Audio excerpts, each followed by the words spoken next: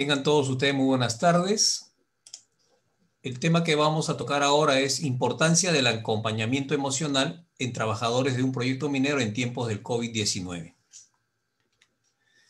Esta unidad minera, por razones contractuales y legales, no puedo manifestar el nombre de la organización, pero está ubicada en la Sierra Norte del Perú, entre 3.900 metros cuadrados, perdón, 3.900 metros y 4.100 metros sobre el nivel del mar.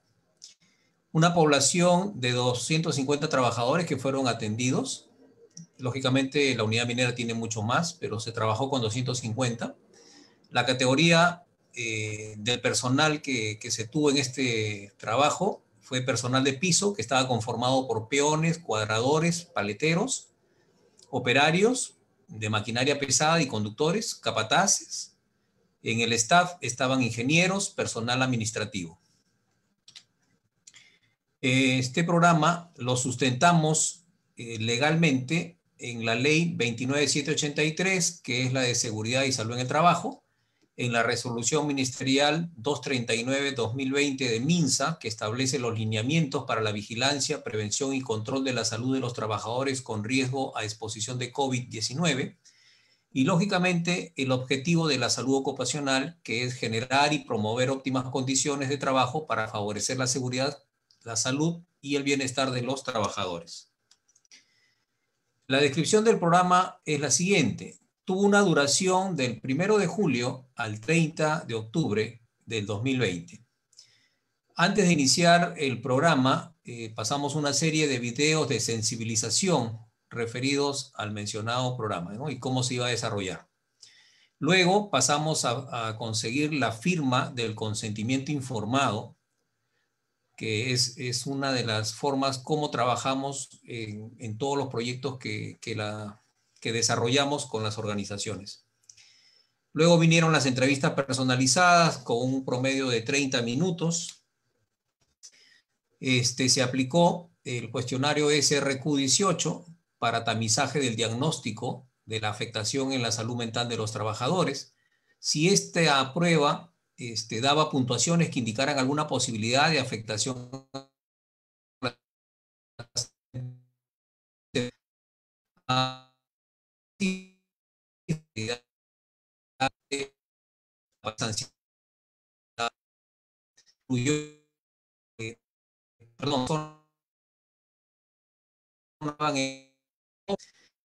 minera, la partida de organización van a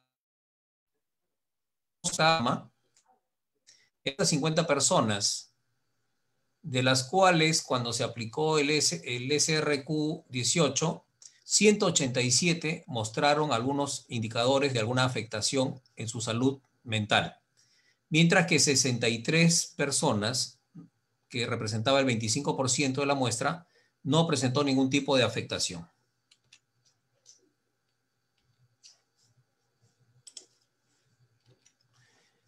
Acá lo vemos cuando tuvimos que aplicar ya las pruebas más específicas. Encontramos que las 187 personas, 26 tenían síntomas y signos de cuadros de ansiedad, 20 de depresión y 141 de estrés, que representan al 75%. Los niveles de ansiedad de estas 26 personas estaban entre nivel bajo, ¿no? O leve, que 7 personas, que representaban el 27%, a nivel moderado 19, que representan el 73%. No hubo ninguno con nivel profundo de ansiedad. En cuanto a la depresión, encontramos que de las 20 personas que se ubicaron en este cuadro, encontramos que 15 presentaban el nivel leve, 5 elevado. En cuanto a los niveles de estrés, encontramos que de las 141 personas, 74 estaban en nivel leve, 61 en nivel moderado y 6 en nivel severo. Muy bien. Estos niveles ansiedad, depresión y estrés conllevan también niveles de riesgo. Entonces, los niveles eran y son nivel leve, 51%, que estaba por 6 personas, 85 personas estaban en el nivel de riesgo moderado, con 46%, y el 6 personas que representaban al 3% en el nivel severo, ¿no? Estas personas fueron atendidas en forma inmediata. Vamos a ver ahora luego cómo les atendió. La atención de estas personas estaba básicamente en lo siguiente. Quienes se encontraban en los niveles, que era el 51% de riesgo, recibían consejería psicológica y telemonitoreo, ¿no? Se hacía cada 3 días. Los que estaban en el nivel moderado, se aplicó parte del programa de intervención psicoterapéutico y se les atendía. Quienes mostraban nivel severo, que era el 3%, que eran estas 6 personas, fueron intervenidas en forma interdiaria la primera semana, a las siguientes ya cada 3 días, y conforme iba evolucionando, se le pasó a una vez por semana.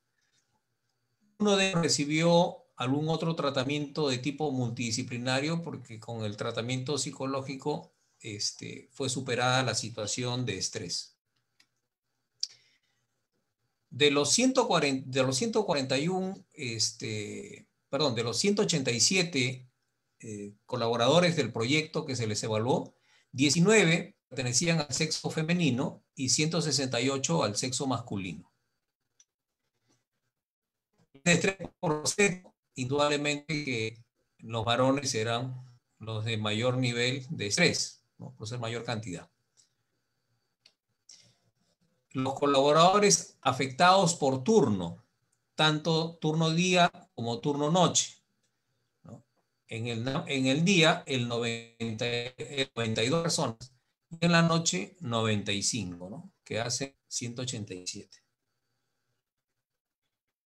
El 3 por turnos, lo estamos viendo acá, que no hay mucha diferencia, ¿no? Entre el leve y el moderado. Muy bien. ¿Cuáles eran los puestos de trabajo más afectados? Indudablemente que los operarios. Los operarios son los que están con maquinaria pesada, ¿no? Entonces, ellos tanto turno mañana como turno tarde fueron los que se afectaron emocionalmente con este tema del COVID. 83 personas. En el staff, que era el personal administrativo y los ingenieros, 55 personas estaban afectadas. Personal prácticamente el personal peón, el personal que dirigía con las paletas, el tránsito, 4 personas, y 15 capataces. Vemos acá el nivel de trabajo, son los que más niveles de afectación tienen. Muy bien. Hubo unas preguntas adicionales que fueron apareciendo durante el programa y una de ellas es esta, ¿no? ¿Cuál era el principal temor frente al COVID? 135 personas que representan al 72% respondieron perder el trabajo. 38 personas que representan al 20% tenían temor a ser discriminados dentro del trabajo. Y 12 de ellos, que representan al 7%, el distanciamiento que podían tener los amigos luego de haberse enterado que ellos eran portadores o habían salido positivos a COVID. Solo 2 personas temían ser rechazados por su familia, que representaba el 1%. Las acciones del programa de acompañamiento emocional estuvo realizado por un equipo de 4 psicólogos, 3 damas, un caballero. Se hicieron sesiones en formato online de 30 minutos aproximadamente. Las técnicas empleadas eran las cognitivo-conductuales, gestálticas y programación neurolingüística. Estaban orientados a desarrollar herramientas de afrontamiento y de contención frente a la crisis de COVID, ¿no? Por ejemplo, en las entrevistas que se tenían, las manifestaciones más frecuentes, ¿no? Esta enfermedad me va a matar, todos nos contagiamos y moriremos, voy a estar con mis hijos pequeños, he visto morir a mis familiares y amigos, si me enfermo y me volverán a contratar. Cuando me recupere, mis amigos y familiares me tratarán igual. Están exagerando, ese resfrío no me va a matar, mata a los débiles de pensamiento y espíritu, algunas manifestaciones que tenían los trabajadores. El programa estuvo orientado a desarrollar estas herramientas de afrontamiento y de contención frente a la crisis del COVID. Se fomentó el desarrollo de habilidades de mejora continua como el bienestar mental. Entendieron y aceptaron sus temores, miedos, angustias e inseguridad, ya que eran parte del proceso de adaptación ante la situación de pandemia e irían disminuyendo de manera paulatina. Se les sugirió que evitaran medios de comunicación alarmista y recibieron solamente información del área médica de la empresa y de organismos oficiales como el MINSA. Se reforzaron las medidas de bioseguridad sobre lavado de manos de manera frecuente, mascarilla y careta protectora, así como el distanciamiento físico. En el autocuidado era respetar las 8 horas de sueño como promedio, realizar actividades agradables como leer, escuchar música, ver películas prácticas de relajación, manualidad, dibujo y pintura, y algunos ejercicios. Aquí el tema psicológico de las colegas y de quien habla, ha habido mucha presencia con ellos, ¿no? Entonces, practicamos con ellos en determinadas horas del día, que tenían un tiempo libre, sobre todo los que estaban trabajando en su hora de descanso, interveníamos. Aquellos que estaban en la cuarentena de una semana antes de subir a obra, sí se tenía más tiempo para trabajar con ellos en cuanto a darles trabajos de manualidades, hacer algunas sesiones técnicas de relajación, y como también hacernos especies de crucigramas que tenían que desarrollar, ¿no? El equipo se componía también por una nutricionista quien controlaba la alimentación balanceada, evitando el exceso de grasas, harinas, dulces y sal. Sobre todo las personas que habían sido detectadas como positivas tenían que tener un consumo mayor de líquidos, ¿no? Sobre todo agua. Luego de ello se les volvió a aplicar el cuestionario después que pasó por todo el programa. Aplicamos nuevamente el SRQ-18 y ninguno obtuvo puntuación que sugiriera la tendencia a una posible afectación en su salud mental, ¿no? Este cuadro lo demuestra. En conclusión, el 100% de los colaboradores atendidos mostraron una receptividad positiva a la intervención psicológica, agradeciendo el ser escuchados y comprendidos. La intervención psicológica fue un medio para la liberación de emociones negativas, sentimientos de abandono y frustración, ¿no? Este es muy típico en el caso de pandemia. El 35% de los colaboradores expresan ser estigmatizados por haber sido diagnosticados con COVID-19. El 60% expresó su preocupación de perder su trabajo al ser diagnosticados como positivos al COVID-19. El 100% expresó su preocupación y compromiso de respeto y cumplimiento de las normas de bioseguridad establecidas, ya que habían personas que trabajaban con ellos que no respetaban, ¿no? el usar las mascarillas o mantener la distancia física. El 80% de los colaboradores la importancia de seguir trabajando en la internalización de las necesidades de autocuidado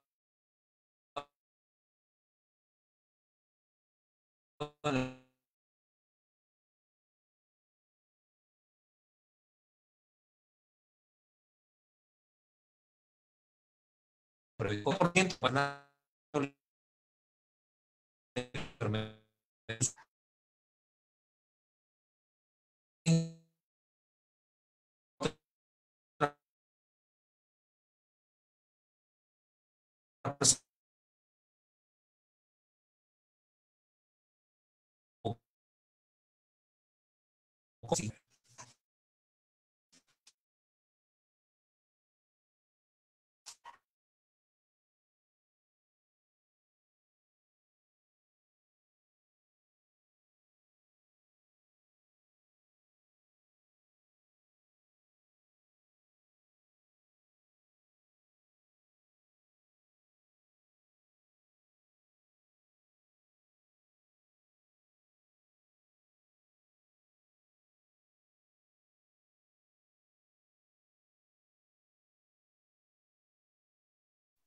Doctor Queiroz, sí, lo escuchamos.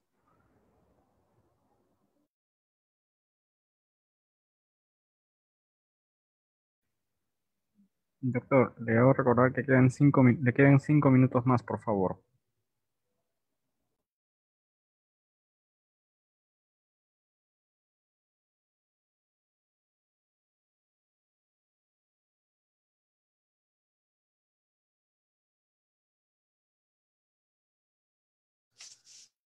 Alejandro. Doctor, sí. Al parecer está teniendo problemas con su internet. Le hago recordar que le quedan 5 minutos más como máximo, doctor.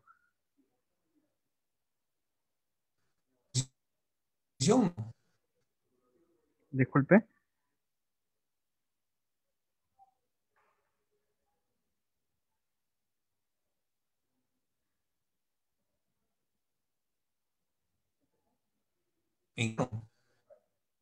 Doctor, no se le puede escuchar muy bien. Escriba por el chat, por favor. Escriba por el chat.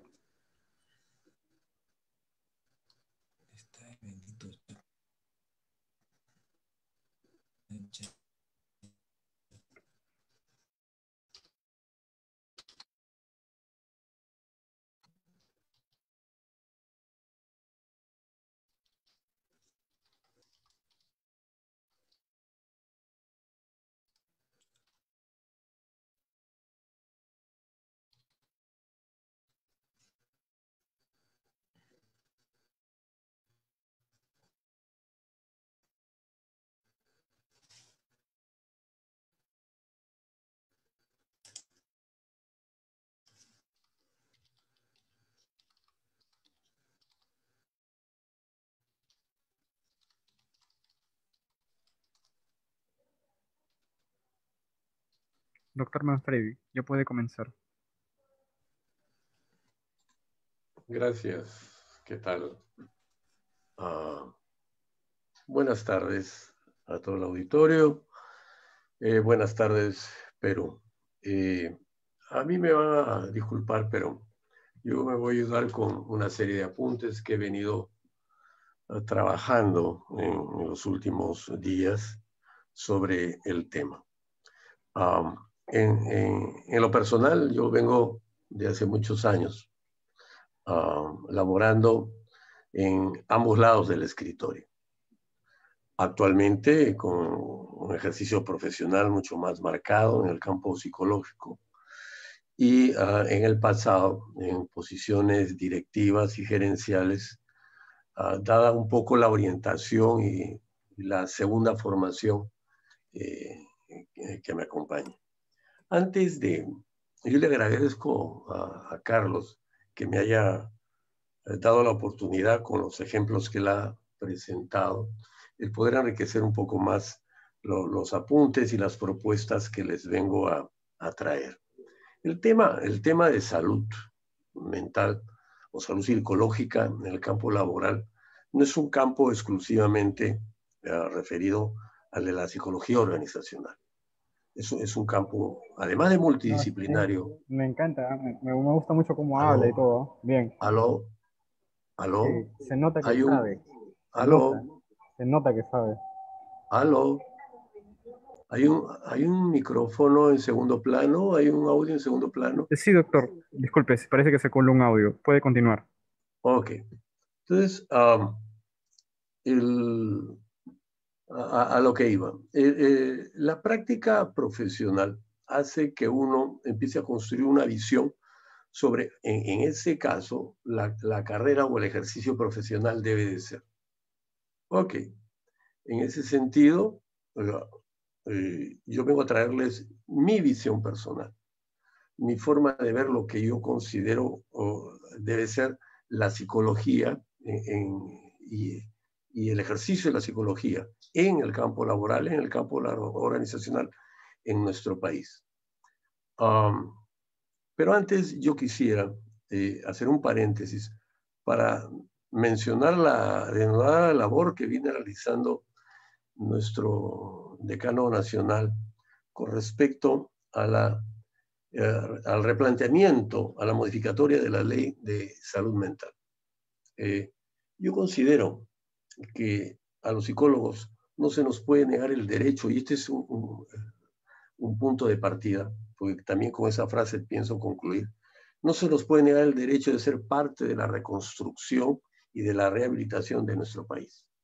O sea, resulta sumamente injusto, ¿no? Yo sí estoy de acuerdo en los preceptos y en los postulados que se vienen defendiendo, no solo liderado por el decano, sino a nivel de todo el colegio.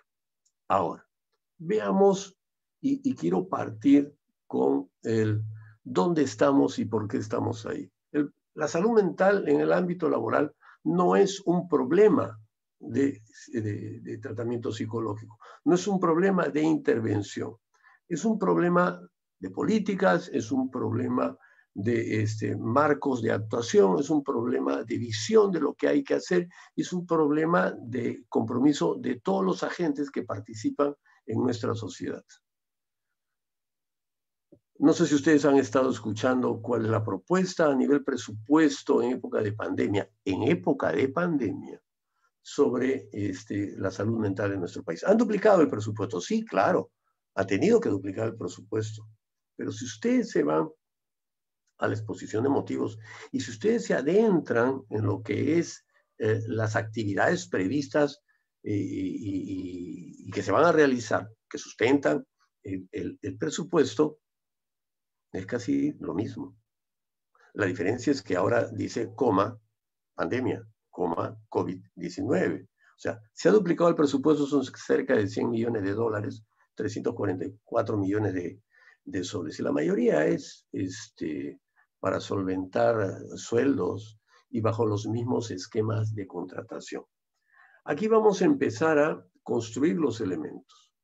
Chris Argyris, allá por el año 51, decía, el todo no es igual a la sumatoria de sus partes, sino al equilibrio de sus partes. Y desde esa perspectiva deberíamos enfocar lo que es la salud mental en el campo laboral.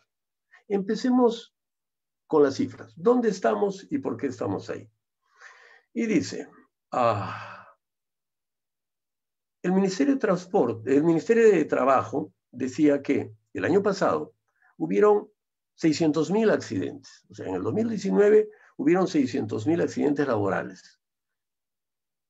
El incremento fue del casi 2%, 1.7 y pico por ciento. En Perú Retail decía que el 22.9% de los jóvenes entre 15 y 29 años no estudia ni trabaja. Vamos construyendo un escenario, ¿no? Un escenario que no es precisamente placentero para el que está inmerso en él. Es acometedor, o sea, va sumando, va aportando estímulos que lo van afectando en cierto grado, en cierta medida, y marcando una tendencia, por así decirlo. Pero Cámaras decía, el 85.4% de los ocupados menores de 25 años tiene empleo informal. ¿Qué implica tener empleo informal? Me hubiera gustado estar en un ambiente interactivo, ¿no? En el que pudiéramos opinar qué es o qué significa la informalidad, porque la informalidad es tangible. La informalidad la podemos tocar, la podemos percibir, la podemos oler, la podemos escuchar. Dice, aquellos que se encuentran en informalidad son laboralmente vulnerables. ¿Por qué? Por ejemplo, no tienen protección de salud en general. Son personas indefensas, son personas desamparadas, son personas que muy inseguras, ¿no? Producto de este entorno en el que se mueven, son sumamente inseguros. Y más si estos están ligados a otras personas como grupo familiar. La informalidad tiene una característica que es relevante y es su precarización. La informalidad no te lleva a menos que se establezca, uno tenga rápidamente acceso a un respaldo o a un apalancamiento, no nos lleva a un crecimiento, nos lleva a deteriorarnos cada vez más, porque se configura como un estilo de vida finalmente, ¿no? Ser informal, ser precario laboralmente, implica no tener más que contratos ocasionales o temporales o indirectos, sin derechos o coberturas en términos generales. Ahora, pero ¿cuál es nuestra realidad? No, sí, todos la conocemos, todos la escuchamos, pero vayamos deteniéndonos en cada una de ellas para ver cómo van configurando lo que después nosotros vamos a tener que resolver, los problemas de salud mental en el trabajo. Porque al trabajo no llegan sanos, o equilibrados, perdón, para no hablar de sanos o enfermos. O sea, en equilibrio, no llegan en el equilibrio, no llegan en equilibrio y se deterioran en el trabajo. Muchos sí, pero llegan ya con múltiples problemas y múltiples factores que han ido agravando en la medida en que han ido avanzando en su experiencia laboral, hasta que llegan a un ambiente que más o menos se sienten medianamente protegidos. Dice, la población mayor a 14 años, que por lo general es la que está en capacidad de trabajar, o sea, tiene como características que el 38% está entre los 25 y 44 años. Esto es algo que la OMS resalta, ¿no? La población laboral en nuestro país es sumamente joven.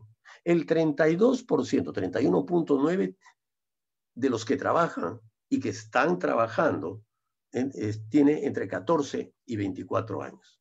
Y estamos hablando de empleo en general, no estamos hablando de información. Me ha llevado a poder plantear lo siguiente.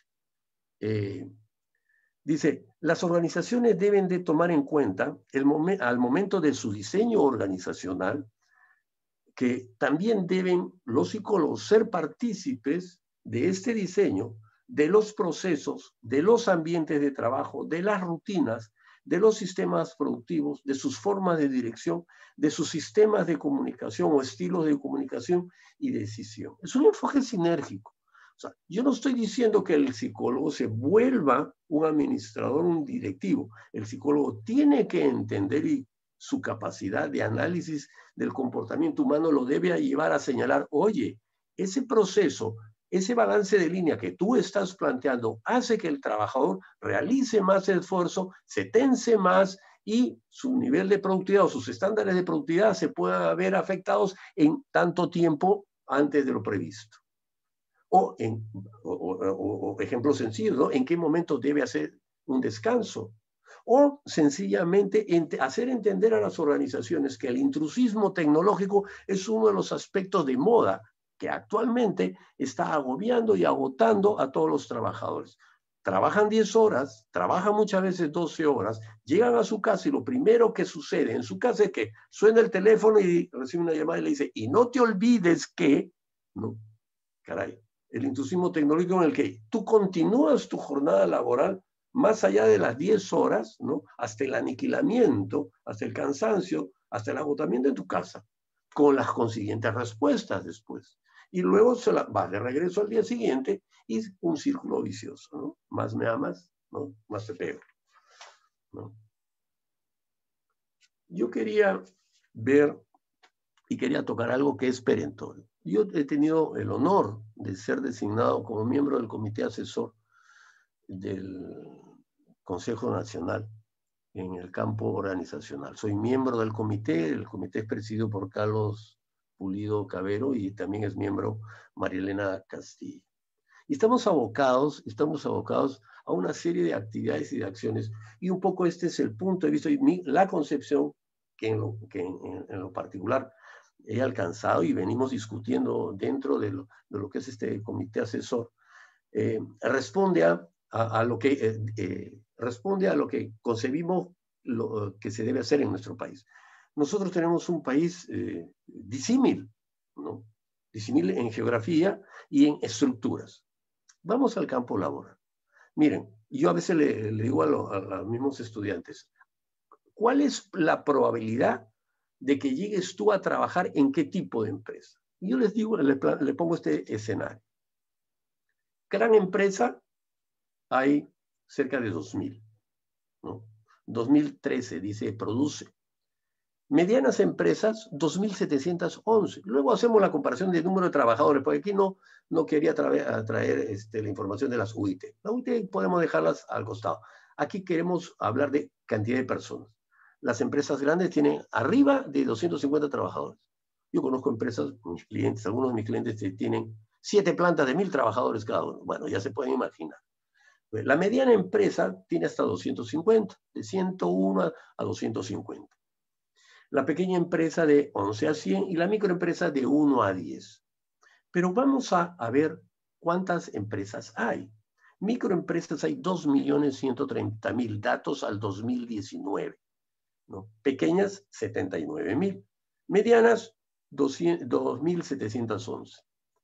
Informales, empresas informales, gente que trabaja individualmente o en compañía de un familiar, hay 1.630.000. Entonces, ¿hacia dónde debemos de ir a trabajar para preservar el estado de equilibrio de los trabajadores? ¿Qué perfiles deben de tener? ¿Quién y cómo van a ser acreditados? Son una serie de interrogantes antes que tratar el problema de la salud mental en el campo laboral. Caray, yo tengo que ver en un escenario en el que yo tengo que diseñar un perfil, ¿no?, para cada segmento, ¿no?, de la población a la cual yo pienso acceder o de las empresas a las cuales pienso llegar. Miren, la OMS decía que al año 2019 habían 6 millones de peruanos que requerían de atención por depresión o sintomatología que llevaba a la depresión. 6 millones de peruanos, es el 20% de la población del país. Si ustedes traducen esta cifra en algo más concreto, son personas cuyo nivel de productividad ha caído brutalmente para beneficio de ellos o perjuicio de ellos. O sea, están mermados en su capacidad de poder producir para generar bienestar a sus familias y bienestar personal. Ergo, si usted es una organización, también va a afectar el bienestar organizacional. Entonces, ¿y a qué se debe? ¿La empresa tiene la culpa? Es el sistema que nosotros hemos creado como sociedad. Ok, a eso voy. Entonces, no es a quién hay que echarle la culpa, sino cómo vamos a empezar a solucionar este problema. Entonces, en lo personal y en grupo, en conjunto, muchos somos de la opinión que deberíamos, por un lado, tomar una serie de acciones a nivel institucional y por otro, a un nivel interinstitucional. Y esto bajo la umbrela de políticas de país, políticas nacionales. Ok, dice, March y McLennan es una compañía que ve riesgos laborales. En su informe, el último informe en marzo del año 2020, decía que para este año la segunda causa de discapacidad, para aquellos que trabajan formalmente, de discapacidad, eso que te dan 15 días, 30 días, vete un periodo para descansar para que te recuperes, de discapacidad en nuestro país, después de las cardiovasculares, va a ser la depresión. La depresión. Entonces, con un entorno como el que hemos venido viviendo en los últimos 30 años, más una condición, una situación como la que es la de la pandemia, ¿no? ¿Qué creen que pueda pasar a nivel laboral en los próximos meses? Entonces, sencillamente, o sea, tenemos el libreto de una película de terror entre las manos. Entonces aquí vuelve la pregunta, ¿qué tipo de perfil debe tener el psicólogo frente a la tipología de las empresas? O sea, ¿hacia dónde nos estamos orientando? Indudablemente, y hay grupos de gente que están bien ubicados y trabajando exitosamente en la mediana y la gran empresa, pero la gran probabilidad de los psicólogos que se están formando o que ya han salido, que el decano nos comentaba que somos alrededor de 38.000 colegiados, 70.000 en proceso de formación, pero con una demanda estimada, no exactamente, pero una demanda aproximada de 200.000 profesionales en nuestro país. O sea, una de las preguntas es, ¿cómo debemos formarlos? Para atender a qué tipo de población. ¿Hacia dónde me voy a dirigir? ¿Hacia arriba, al medio o hacia abajo? Las cifras no lo dicen, ¿no? ¿Cuál debería ser, ¿no?, el perfil, la malla que las instituciones educativas de nivel superior deberían de estar pensando en ajustarse? A partir de este comité y probablemente en lo que queda de tiempo hasta el 2021, podremos sembrar algunas semillas que ojalá den fruto sobre las primeras acciones. Porque el carácter de una institución se mide por sus acciones, no se olviden. O sea, comentábamos, lo más importante del 2021 va a ser para nosotros a nivel de comité asesor dejar algunas acciones floreciendo para que quienes continúen puedan sin mayor interés continuar irrigándolas con su entusiasmo. La propuesta, y no me queda mucho tiempo, parece que vamos a llegar a tiempo.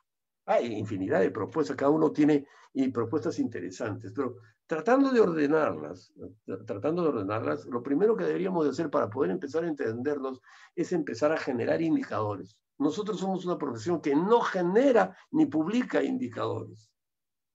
¿Alguna razón? Y además, se viene haciendo, a raíz de la ley que se dio hace algunos años, en que las empresas se veían obligadas a generar indicadores y en donde los psicólogos han empezado a participar con mucho más frecuencia. Pero hay que generar indicadores para decir, estamos mejorando. El INEI lo viene haciendo a través de las encuestas nacionales de hogares y el sector salud también. Pero debemos multiplicarlo exponencialmente esto. Esto debe llegar a nivel nacional. O sea, para mí el crecimiento es de afuera hacia adentro, desde las fronteras hacia adentro, para dejar este centralismo. El otro aspecto es la sistematización y difusión de experiencias. No, o sea, yo me entretengo, utilizo esta expresión en buen sentido, me entretengo escuchando las experiencias, porque creo que la propuesta es, todo el mundo sabe qué hay que hacer, pero pocos dicen cómo hay que hacerlo. Y Carlos Queirolo, el doctor Queirolo, ha tenido la gentileza de decirnos cómo hay que hacer las cosas, ¿no? Qué técnicas, qué métodos, qué instrumentos, etc. O sea, y eso hay que difundirlo y eso hay que sistematizarlo. En el largo plazo, y esto es una crítica a nuestros políticos, que seguro ya las orejas las tienen encallecidas y largas. Lo que necesitamos es definitivamente desarrollar una cultura pro salud psicológica o mental. Nuestra gente, nuestra población, y este es un trabajo diario, cotidiano, es un trabajo de corto plazo, del aquí, del ahora, ¿no? Es enseñarles que tienen valor. Una de las sensaciones de muerte, de abandono, de desinterés es el no sentir que uno tiene valor. O sea, yo me voy a cuidar porque yo valgo, porque mi familia espera de mí esto, y no solo es dinero, espera afecto, espera apego, espera seguridad, etcétera, como quieran definirlo. Pero una cultura de valor, no solo de valores, sino de valor. Tú vales porque tú eres fulano de tal y has asumido esta responsabilidad contigo, con la sociedad y para con tu familia. Eso hay que enseñarlo. 2, hay que formular políticas nacionales y sectoriales de mejoramiento continuo. Aquí el mejoramiento continuo lo implementamos en la medida en que la empresa tal esté dispuesta a financiarlo. No solo es eso.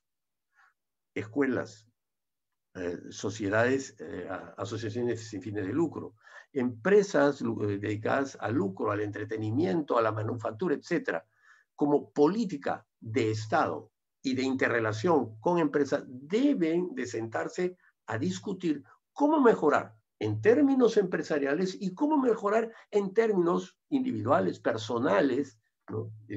Dentro de la organización. O sea, es lo que en algún momento, en algún ámbito, en otro país escuché, hacer realidad lo que las instituciones y los gremios, como el Colegio de Psicólogos, como las universidades, tienen como deber para con la sociedad. O sea, yo tengo este expertismo, lo pongo a tu servicio, ¿en qué te puedo ayudar? Buscar ese acercamiento y no tener una cultura o una estrategia feudalista, ¿no? Si deseas, aquí está mi teléfono, me llamas. Cuando yo puedo demostrarte que a partir de este tipo de acciones, proyectándolos al interior de las empresas, puedo hacer que tu empresa pueda producir más. Ok. Decía, formulando políticas e implementando políticas nacionales y sectoriales que promuevan La salud psicológica, interviniendo, revisando procesos de trabajo, ¿no? A nivel organizacional. Y sobre todo, haciendo algo que es muy simple, respetando las normas. Algo que en todo proceso de gestión de cambio, todo psicólogo sabe. Lo primero que se debe hacer en un programa de gestión es respetar las normas, de tal manera que tú puedas asimilarte y ajustarte, ¿no? No, sencillamente discrepamos, y no solo eso, sino que bloqueamos las nuevas normas, ¿no? Sencillamente no terminamos de ajustarnos. Ok, esto es tema de otro ámbito. En el mediano plazo se planteaba a nivel grupal generar espacios de discusión sobre el desarrollo de mejores climas y entornos laborales. Si creemos que debe generarse un cambio, las gerencias, como cualquier proceso de desarrollo organizacional, va a entender que si todos aportamos a cómo mejorar los ámbitos y los estilos y las formas y los procesos, es sinérgico. Todos vamos a mejorar.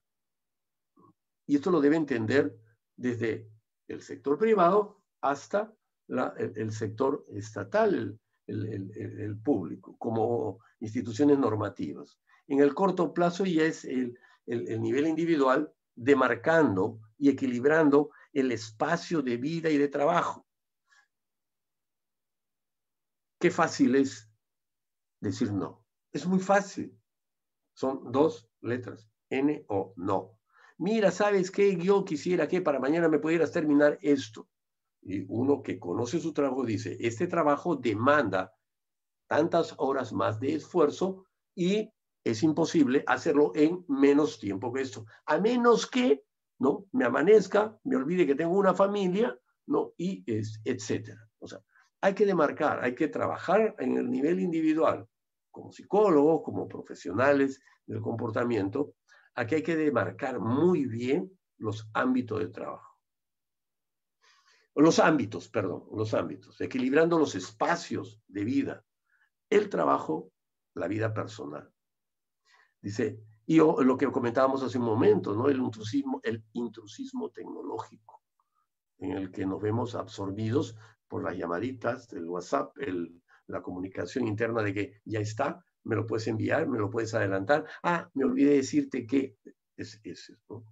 En lo interinstitucional, ya para ir cerrando, hay que revisar, y esta es una propuesta que ya nosotros a nivel de colegio y de comité asesor estamos trabajando, ¿no? Sobre todo la responsabilidad recae en María Elena Castillo, y la dirige y la lidera Carlos Pulido, revisando las competencias de los perfiles de cada especialidad. Es necesario. Tenemos que renovarnos, tenemos que actualizarnos. O sea, nuestro país ha cambiado y va a seguir cambiando, ¿no? Para bien. Y nosotros vamos a ser partícipes porque vamos a ajustar la estructura de nuestras competencias. Luego debemos, en lo interinstitucional, fijar niveles y exigencias para la acreditación del ejercicio profesional. Es una labor que me ha tocado a mí, ¿no? Yo siempre digo, es como dar a luz un ropero con las puertas abiertas. Es un trabajo sumamente extenso, es sumamente delicado porque no es formular así nomás normas, es investigar y fijar cuáles van a ser los niveles en los que debemos acreditar y cómo vamos a acreditar el ejercicio profesional. Es necesario. Miren, muchos de nosotros saben que hay hartos aprendices de mago, ¿no? en el mercado. O sea, buscan impresionar. No, tenemos que continuar siendo una profesión seria, pero que esté bien plantada en el mercado, bien asentada, con el respaldo de su formación. Es lo único que nos va a hacer modificar esa ley que nos ha dejado de lado. Nuestro profesionalismo, nuestro expertismo es lo que nos va a hacer recobrar la posición que siempre hemos debido tener. Y para eso necesitamos acreditarnos, ¿no? y todo lo que conlleva. En lo interinstitucional, hay algo que yo, en la medida en que he venido trabajando en el sector privado, me he visto quizás influenciado por todo este tipo de enfoques, y es necesitamos segmentar más nuestro ejercicio profesional, basados en el tipo de cliente que nos demanda. ¿no? Lo podemos segmentar por atributos, por forma de uso, etcétera. No, por cultura, sí, también podemos hacerlo. Pero fundamentalmente por el tipo de organización que demanda nuestros servicios. Algunos nos demandan un cierto tipo de expertismo, de conocimiento, de competencias, porque están o tienen una magnitud mayor que las que están más abajo. Cada una en su tamaño nos va a demandar ciertos aportes. Y debemos, como institución, como gremio, asegurar que los que salgan a ofrecerlos y a acoger esas demandas, lo hagan con seguridad y con el respaldo del gremio. En lo interinstitucional, acercando al Estado y a la empresa privada. No es posible que nuestras investigaciones, a nivel de casas de estudios, sean investigaciones pequeñas, sean sumamente pequeñas. Investigaciones grandes, que abarquen el nivel nacional, y me preocupa cuando digo, hay que estandarizar. Caray, estandarizar son palabras mayores. ¿Quién financia? ¿Cómo se financia? ¿No? Hay que hacer, para ello, hay que buscar, hay que tender los puentes para que el Estado y la empresa privada, los gremios y la empresa privada, aporten, ¿no?, financiamiento en temas que son de interés para ellos. Niveles de productividad, por ejemplo, ¿no?, nuevos métodos de trabajo, o sea, las consecuencias del teletrabajo, etcétera, de tal manera que puedan ser reguladas, ¿no?, adecuadamente. Y no porque a algún político en una noche de sueños profundos y fantasiosos se le ocurrió que podía ser de esta manera. Déjame agarrar con los políticos, pero es un ejemplo. Bueno, es básicamente esto lo que me lleva a decir, bueno, salud mental, no olvidemos que salud mental es una respuesta, ¿no? Es una consecuencia de todo un sistema que nosotros mismos hemos construido para que funcione así. O sea, tener hijos de éxito, hogares de éxito, empresas de éxito, se diseña. Entonces, empecemos a reestructurar esos diseños, ajustarlos a lo que queremos ser de aquí a 5 años, a 10, a 15, a 20, ¿no? Veámoslos de una manera mucho más seria. Me disculpan haberme excedido en 6 minutos, pero me emociona y me gusta mi carrera. Gracias, buenas tardes. Muchas gracias, doctor Ernesto Manfredi, por presentarnos el tema salud mental en el ámbito laboral. Ahora le damos el pase al doctor Miguel Gallegos, quien nos presenta acompañamiento emocional, una estrategia para hacer frente al COVID en las organizaciones. Adelante, doctor, lo escuchamos. Muchísimas gracias. Solamente, Alejandro, confírmame que se logra visualizar la presentación. Sí se puede visualizar, doctor. Perfecto, muchas gracias. Bueno, lo primero que quería hacer era agradecer a las personas que hacen posible este tipo de espacios que nos permiten compartir experiencias, aprendizajes y enriquecernos, en especial al doctor Luis Pérez, ¿no?, y a todo su equipo que con gusto y con mucho esfuerzo le ponen ganas a concretar proyectos tan ambiciosos como este. Hoy día quería compartir con ustedes la experiencia que hemos venido desarrollando a través de la empresa que yo lidero con diferentes organizaciones, básicamente poniendo hincapié en el acompañamiento emocional, así como una estrategia para hacer frente al COVID en las organizaciones, que es el título de la presentación. Y como les decía, compartir las experiencias que hemos tenido con diferentes sectores, con diferentes organizaciones, y creo que les puede ser enriquecedora también cuando hablamos de salud mental y cuál es nuestro rol como psicólogos para acompañar a las personas y a las organizaciones en momentos tan difíciles de crisis y de cambio. Para entrar directamente al tema, lo que me gustaría hacer en realidad es, lo primero es compartir con ustedes o refrescar un poco con relación a lo que ha estado pasando en el Perú. Sí, lo que ha estado pasando en el Perú los últimos meses. Todos hemos sido testigos de la evolución de casos del COVID, ¿no?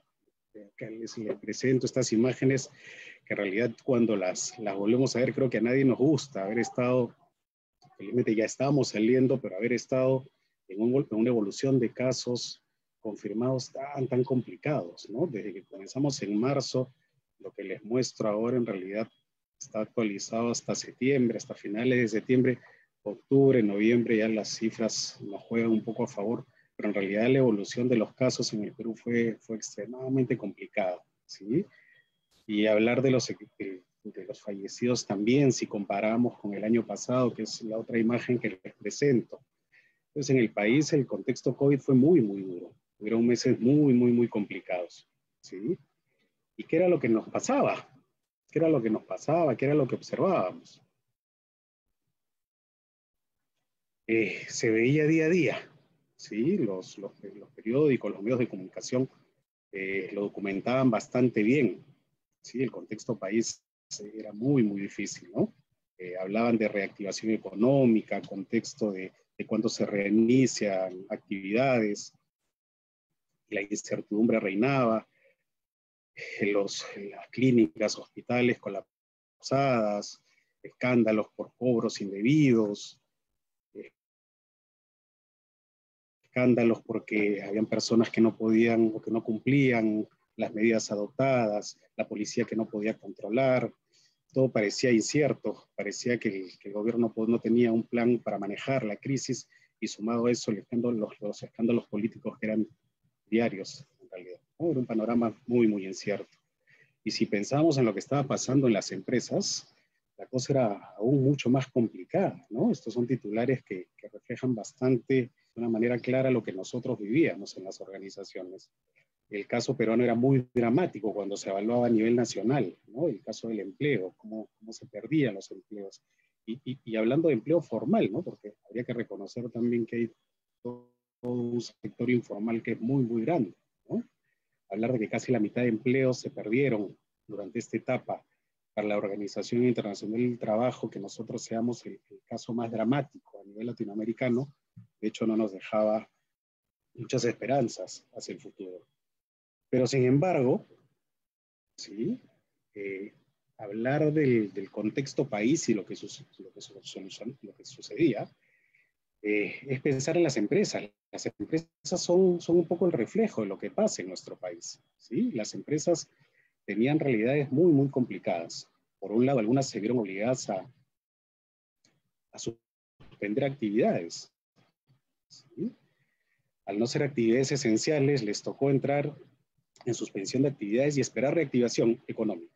Algunas se vieron obligadas a entrar a suspensión perfecta de labores, a ceses colectivos, y por otro lado, aparecían empresas que siguieron laborando. Al estar abocadas a labores esenciales, pudieron seguir funcionando y esto les tocó adaptarse a esta nueva realidad, adaptarse a este nuevo contexto, ya sea con trabajo in situ, con condiciones especiales, o trabajo remoto para personas que desarrollaban actividades administrativas dentro de las mismas empresas, ¿sí? Pues bien, el desafío que aparece para las organizaciones fue cómo creo las condiciones necesarias para seguir operando, entendiendo que pertenezco a un sector donde la actividad que realizo es fundamental, pero tengo que seguir operando, ¿sí? Y esa fue una gran pregunta. Y lo primero que aparece en el escenario es, nada, hay que darle a las personas las condiciones básicas. Mascarillas, caretas, hay que ver el tema del control de aforo, líneas de alcohol, gel, la disposición, en fin, fue lo primero que apareció, ¿sí? Pero de pronto las empresas comenzaron a descubrir que esto no era suficiente, que podíamos darle a las personas los materiales necesarios, condicionar la organización, dar el gel, dar el alcohol, dar las caretas, pero sin embargo había un tema importante también, que estaba asociado al comportamiento, ¿sí? Una vez que ya le doy esto a mis trabajadores, a mis colaboradores, ¿cómo hago para que cumplan con el uso de las mascarillas, para que respeten la distancia social, para que se desinfecten y se laven las manos, y que no dejen de hacerlo y que entiendan que esto es fundamental en un momento tan complicado por el que estamos pasando? Pues bien, surgía otra gran interrogante. Es que, ¿qué necesitarán los colaboradores? ¿Qué necesitan los trabajadores? ¿Qué necesitarán para ser acompañados? ¿Qué necesitan para ser acompañados en este proceso? ¿Sí? Y alguna de las interrogantes que salían con las empresas, con las que nosotros trabajamos era, primer punto, ¿cómo lidiar con el miedo, con la incertidumbre, con el temor al contagio, que era recurrente en la mayoría de trabajadores? ¿Sí? El siguiente cuestionamiento era cómo acompañar a los trabajadores que habían perdido seres queridos. Pues habíamos visto los indicadores hace un rato y el tema era complicado. Recuerdo mucho que me llama una de estas empresas, uno de mis clientes, y me dice, mire, ¿cómo manejamos el tema? ¿No? De verdad, está desbordándose. Normalmente, esta es una empresa industrial vinculada al sector de alimentos, que tiene una población de más o menos 1.000 trabajadores, y ellos me contaban que más o menos una vez al mes fallecía el familiar de algún colaborador, familiar directo de algún colaborador, ¿sí? Era un indicador, una data que ellos manejaban. Y en picos de pandemia, en los meses de junio, julio, tenían entre 6 y 8 fallecidos semanales, ¿no? Entonces el tema era muy, muy complicado. Entonces el desafío también era cómo acompañamos a nuestros trabajadores que han perdido a seres queridos. El siguiente desafío era cómo lidiar con el estrés, con la sobrecarga laboral, con la soledad, con la convivencia, con hijos, con esposa, en casa, sin espacios para trabajar. Cómo convivo con el uso de herramientas tecnológicas que no me permiten, que no las conocía y ahora estoy obligado a conocerlas. ¿Sí? Cómo me manejo en esta nueva normalidad. ¿Qué más? Y este es un tema también fundamental, ¿no? Cómo acompaño a los líderes en el manejo de sus propios equipos, porque había un fenómeno muy, muy particular, ¿no? Los líderes también necesitaban soporte para contener a sus propios equipos y para manejarse ellos mismos en un contexto sumamente difícil, ¿no? A veces uno piensa que el líder está en la capacidad de dirigir, que ya tiene todas las herramientas necesarias o las competencias necesarias para poder pararse dentro de un equipo y dirigirlo. Pero estas eran condiciones sumamente complicadas, ¿no? Y el líder también necesitaba un acompañamiento especial para poder soportar a sus equipos en un contexto como veníamos señalando tan complicado. ¿Sí? Pues bien, ¿qué acciones se realizaron por un poco las características que nosotros tenemos cuando trabajamos con organizaciones? Es sentarnos a diseñar estrategias, a tratar de escuchar cuál puede estar siendo la problemática y sobre eso tomar acción. ¿Sí? Porque muchas de las medidas son cortoplacistas en términos de, ya necesitamos psicólogos que se sienten y los escuchen.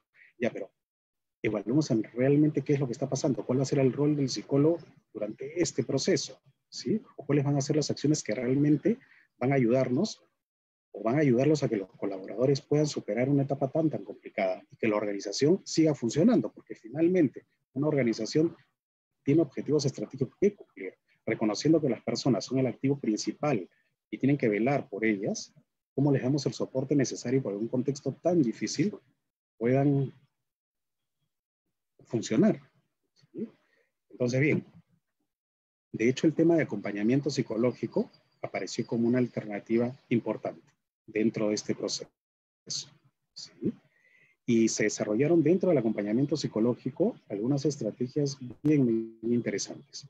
Por un lado se puso una línea telefónica dedicada para colaboradores, ¿sí?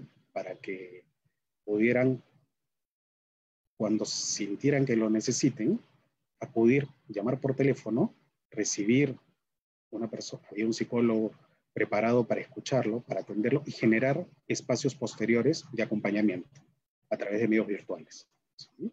O sea, Zoom, Meet, teléfono, la que fuera. Pero abrir este espacio de conversaciones. ¿Sí? Ese era uno. Se capacitó a los líderes para que estén atentos y aprendan a identificar problemas potenciales asociados a emociones en sus propios equipos, que estén muy atentos para registrar asistencias, estados de ánimo, desempeño, fallas, estén muy, muy atentos para que ellos den las alertas necesarias y poder hacer seguimientos a los casos que podían presentar problemas, ya sea de depresión, de ansiedad, de ataque de pánico. Yo recuerdo, como ejemplo, alguna vez me llama la persona de bienestar social desesperada porque me dice, hay un colaborador que tiene una crisis no puede ingresar a la planta porque lo único que repite es que piensa que se va a morir, que no quiere ingresar, que no le hagamos esto. Entonces, claro, la gente no sabía cómo manejar esta situación, ¿no? Y eran situaciones muy, muy complicadas. Entonces, como les decía, se puso una línea dedicada a psicólogos entrenados, se entrenó a los jefes, supervisores, coordinadores para que estén atentos, identifiquen y puedan dar soporte también y puedan hacer seguimiento a casos que podrían ser complicados, ¿sí? Por otro lado, se abrieron espacios de talleres de duelo para todas aquellas personas que habían perdido seres queridos. Y en este espacio se incluyeron a las familias de los colaboradores, ¿no? Este fue un espacio muy, muy valorado, muy, muy valorado, ¿no? Era abrirles la posibilidad a que las personas se sintieran escuchados y pudieran expresar su dolor y a través de eso poder reconstruirse nuevamente, ¿no? Y no solamente individualmente el colaborador sino su familia. Surgió un espacio de herramientas, nosotros le llamamos herramientas de primeros auxilios psicológicos. En realidad, esto como espacio estuvo dirigido principalmente a líderes, ¿sí? A entrenar a los líderes, aquellas personas que dirigían equipos, para que tuvieran herramientas básicas para poder acompañar a sus equipos, para saber qué hacer en casos de emergencia, ¿sí? Y pudieran dar respuesta. Y algo que me sorprendió, porque igual lo quiero compartir, porque dentro del acompañamiento y del soporte que nosotros brindábamos a las organizaciones, apareció, lo quería mencionar ahora, misas mensuales, como un espacio muy, muy importante para las organizaciones, ¿sí? Porque a pesar de que habían colaboradores de diferentes religiones, mayoritariamente católicos, y en muchos casos no practicantes, ¿eh? Esto es lo más interesante. Fue un espacio que lo pidieron y valoraban muchísimo, ¿sí? Incluso personas de otras religiones que no eran católicos participaban de estos espacios porque querían estar al lado de compañeros que habían perdido a alguien o querían rezar por los familiares de alguien, o eran espacios en los que podían compartir y sentirse cerca, ¿sí? Entonces, estas fueron varias de las acciones que se desarrollaron y que de hecho permitían darles un soporte emocional importante a los colaboradores.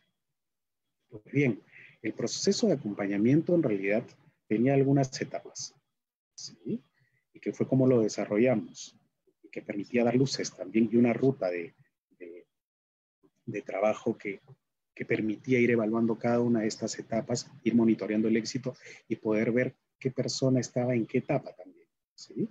La primera era el análisis e identificación de prioridades. Cuando una persona llamaba por teléfono, pedía ayuda, o el jefe, el coordinador identificaba a una persona y había que acudir a darle acompañamiento, lo primero que había que hacer era analizar e identificar prioridades, ¿sí? El siguiente paso era definir la estrategia de acompañamiento, de fortalecimiento emocional, ¿sí? ¿Cuál iba a ser la estrategia? ¿Cómo íbamos a trabajar con esta persona? La siguiente era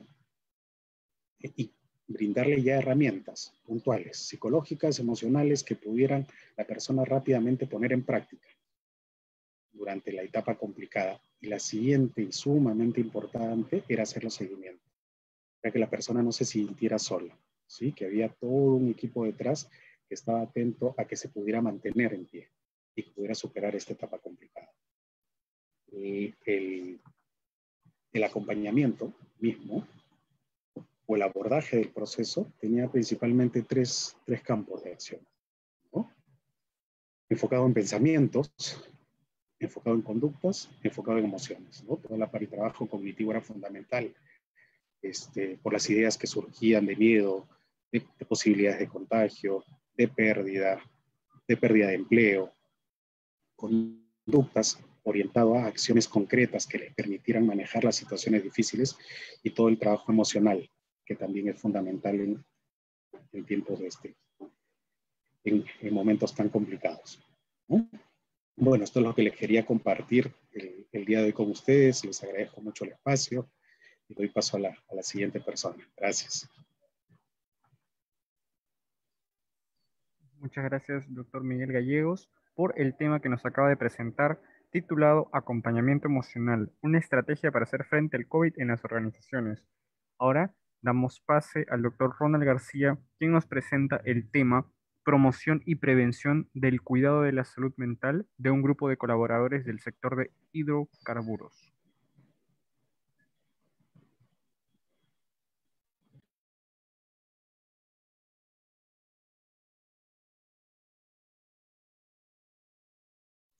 ¿Qué tal? Muy buenas tardes. ¿Me escuchan? Sí, doctor, se le escucha un poco bajo, pero sí se le puede escuchar. A ver, ¿ahí se me escucha mejor? Ahora sí. Ya, perfecto. Bueno, ante todo, buenas tardes con todos ustedes.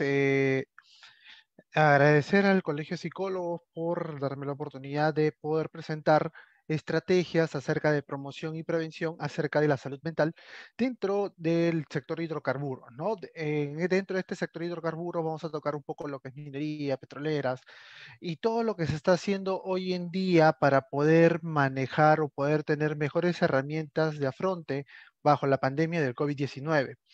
Es por ello también importante mencionar de que tal cual como han hablado mis colegas, no solamente es importante detallar, manifestar acerca de la promoción y la prevención de la salud que tiene cada uno de los colaboradores dentro de una organización.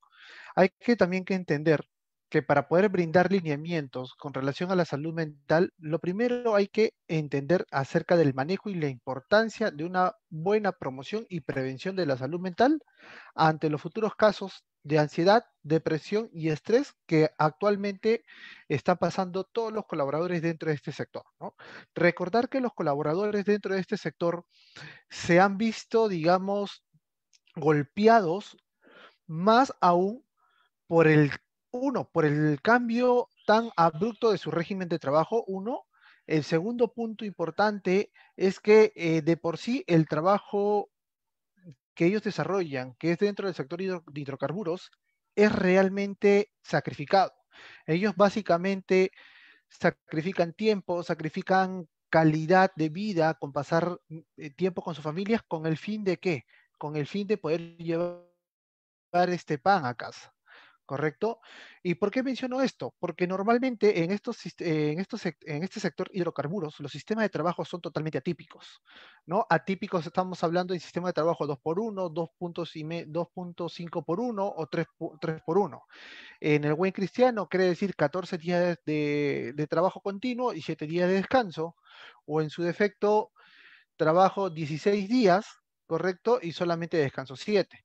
O en el peor de los casos, digamos, cuando el trabajo es más arduo y eso mucho depende de las organizaciones, hay sistemas de trabajo en el cual son 21 días de trabajo y 7 días de descanso. Entonces, si nosotros hacemos un recuento del sistema de trabajo que ellos tienen, realmente es, digamos, muy alejado de la familia, ¿no? El único contacto que ellos tienen es a través de una videollamada o una llamada que a veces también tiene que depender mucho de las condiciones atmosféricas que presta el lugar de trabajo, ¿no? No es lo mismo, pues, trabajar, digamos, a nivel del mar en la costa, por ejemplo, en Piura, ¿no? Donde la señal es 100% garantizada, que trabajar, pues, por encima de los 3.000, 4.000, hasta los 5.600, en el cual mucho va a depender también de los factores climatológicos, como por ejemplo, ¿no? Cuando en uno de estos campamentos mineros aparece la famosa tormenta eléctrica, lamentablemente ningún equipo operativo tecnológico se puede utilizar debido a que esto puede producir pues un accidente. Entonces, hay que ver todo ello, ¿no? Y por qué hago mención, como le había dicho anteriormente, ellos han visto golpeados. Imagínense ustedes trabajar en un sistema de trabajo 21/7, en el cual trabajo 21 días y cerca de 7 días. El día 22 yo voy a bajar a descansar con mi familia, que realmente se transforma no en un 21/7, se transforma en un 21/6, porque el día que están bajando, básicamente el colaborador baja, ya sea en un bus o en un, digamos, es desplazado hasta el aeropuerto y del aeropuerto llega a su lugar de destino y muchos de ellos a veces no viven en la capital, sino viven, digamos, dentro de una provincia y, digamos, en un distrito muy alejado, ¿no? Entonces, nuevamente, volviendo a esto, con el tema del COVID, esto se ha visto totalmente golpeado. ¿Por qué? Porque los sistemas de trabajo hoy en día se han vuelto más abruptos. ¿Se imaginan ustedes estar 90 días fuera de casa y recién al día 91 regresar a casa? Claro, uno puede decir, güey, bueno, trabajo 90 días y tengo un mes de descanso, sí, pero son 90 días que a veces uno no considera qué está pasando, qué está ocurriendo, ¿no? Justo en un grupo de colaboradores en el cual se ha trabajado este tema de prevención, pues ellos se veían muy angustiados, porque ni bien empezó la pandemia, la preocupación era esto, ¿no? ¿Cómo estará mi familia? ¿Cómo estarán mis hijos? Mi esposa, si va a salir a comprar, ¿quién le va a ayudar? Tengo hijos pequeños, si se contagia, o sea, ya había un pensamiento realmente muy desastroso, muy negativo, y que esto iba formando, ¿qué cosa? Una ansiedad, y esta ansiedad al final llegaba a, a llegar a ser una ansiedad generalizada, en cual presentaban cuadros, ¿no? Entonces, para esto es que también dentro del contexto laboral, nuestra Constitución también nos permite, tenemos leyes que nos protegen, que es como la 29783, el cual es la Ley de Seguridad y Salud en el Trabajo, y el cual contempla de que el empleador tiene que dar todas las facilidades, no solamente, digamos, de vivienda, de alimentación, sino todas las facilidades médicas y de salud para que el trabajador pueda desarrollar o desempeñar una buena labor. Entonces, con ello, ¿qué se está haciendo el día de hoy? Se están trabajando programas de promoción y prevención, y básicamente estos programas atacan 6 puntos principales, el cual es sirviendo bastante para poder entender mejor el negocio, para poder brindar una mejor ayuda. El primer punto para poder realizar un buen programa de promoción y prevención de la salud mental es, primero, trabajar bajo objetivos medibles.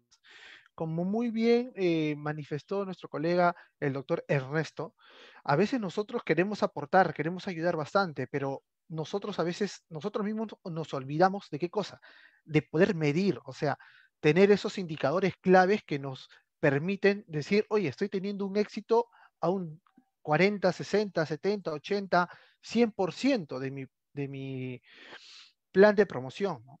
Lamentablemente a veces tengo colegas en el cual me he cruzado y le digo, ¿cómo estás trabajando? En base a una promoción y prevención. ¿Y cuál es tu plan? No, solamente es hacer campañas, ya, pero ¿qué más? No, es que con campaña ya se soluciona. Y no solamente es un proceso de campaña, se tiene que ver más allá. Por eso vamos a ir, digamos, disgregando cada punto con la finalidad de poder comprender y poder dar este matiz, ¿no? Para poder simplificar, en estos 6 puntos estamos hablando, vamos a trabajar bajo objetivos medibles. El segundo punto es trabajar en un proceso de sensibilización. El tercer punto es trabajar con la línea de mando. ¿Esto qué quiere decir? Trabajar con los gerentes directamente de obra, los gerentes administrativos, el gerente de seguridad, el jefe de seguridad, los mandos medios, los capataces tienen que entender que ellos están trabajando con un grupo de personas y que ellos también tienen que brindar, ¿qué cosa? Esta empatía con su grupo de colaboradores. También hay que entender que durante el proceso de promoción y prevención, el proceso de aprendizaje se da como un proceso en el cual vamos a ir entendiendo como un aprendizaje significativo, que poco a poco vamos a ir interiorizando. Otro punto importante son actividades psicopreventivas, y como último, yo lo estoy poniendo, la utilización de baterías psicológicas. ¿Y por qué estoy contemplando como último punto la utilización de baterías psicológicas? Porque nuevamente, a veces tenemos la mala costumbre, digamos de esta manera, de primero medir y después realizar un plan de acción, ¿correcto? O medimos, tenemos los resultados y no sabemos qué hacer. Entonces, a veces hacemos las cosas desordenadas. Es preferible tener un orden adecuado con el fin de que durante este proceso de evaluación que vamos a generar con el equipo de colaboradores, se utilicen con herramientas adecuadas, herramientas tabuladas, adaptadas a la realidad, uno, y segundo, herramientas que realmente midan lo que pretendan medir, o sea, utilizar las herramientas adecuadas, ¿correcto? Entonces, para el primer punto, que hablábamos de trabajar bajo objetivos medibles, hoy en día mi persona está trabajando o está empleando metodologías ágiles de trabajo. ¿Y a qué nos referimos metodologías ágiles? Nos referimos a metodologías que son muy dinámicas, que nos permiten ver resultados de forma rápida, apresurada, son ágiles, nos ayudan a generar, ¿qué cosa? Dinamismo. Sobre todo cuando nosotros queremos hacer un plan de promoción y prevención, ¿correcto? Para ello es importante entender que si nosotros podemos tener el conocimiento de manejar los OKR, que son objetivos y resultados claves para poder desarrollar un buen plan, vamos a tener éxito en este plan. O simplemente, si tenemos la dificultad de tener éxito, pero por lo menos vamos a comenzar ¿a qué? A moldear, ¿qué cosa? Nuestros resultados. Vamos a ponerle acciones claves de manera directa para poder alcanzar los objetivos.